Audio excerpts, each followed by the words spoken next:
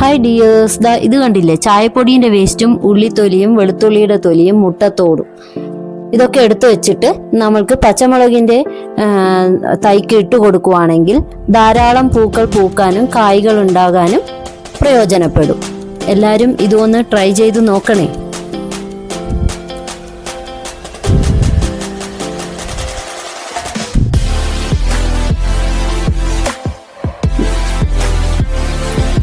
എല്ലാ ഭാഗത്തും കൂടി അങ്ങനെ ഇട്ട് കൊടുക്കാം. എന്നിട്ട് മണ്ണിട്ട് മൂടിക്കൊടുക്കുക. അപ്പോൾ ഒരാഴ്ച കഴിയുമ്പോഴത്തേക്കും ധാരാളം പൂക്കളും പൂക്കൾ വഴി കായ്കളും ഉണ്ടാകും.